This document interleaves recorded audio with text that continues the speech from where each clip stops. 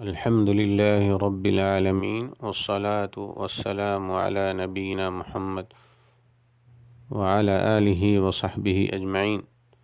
صحابہ کرام رضی اللہ عنہم کو برا نہ کہا جائے، کیونکہ صحابہ کرام بہترین لوگ ہیں، دین اسلام کے حامل ہیں۔ صحابہ کرام ہی کے ذریعے سے ہم تک یہ دین پہنچا ہے، اور انہی کے ذریعے ہم تک قرآن و سنت پہنچا ہے۔ اللہ تعالیٰ نے قرآن مجید میں صحابہ کرام کا تزکیہ کیا ہے۔ نبی کریم صلی اللہ علیہ وسلم نے صحابہ کرام کو برا کہنے سے منع فرمایا ہے۔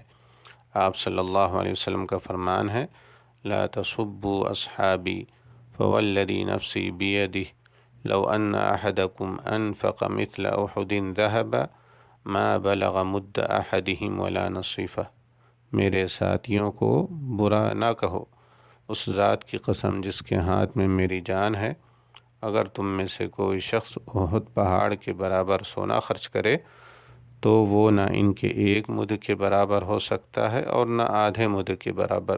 رواہ البخاری و مسلم۔ امام مالک رحمہ اللہ کہتے ہیں، جو صحابہ کرام کو برا کہے اس کا دین سے کوئی تعلق نہیں۔ امام احمد سے اس شخص کے بارے میں پوچھا گیا جو صحابہ کرام میں سے کسی کو برا کہتا ہے، تو انہوں نے جواب دیا، میں اسے اسلام پر نہیں سمجھتا۔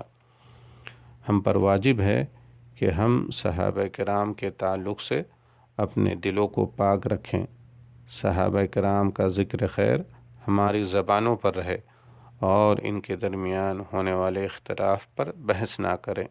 واللہ تعالی اعلم۔ السلام علیکم ورحمۃ اللہ وبرکاتہ۔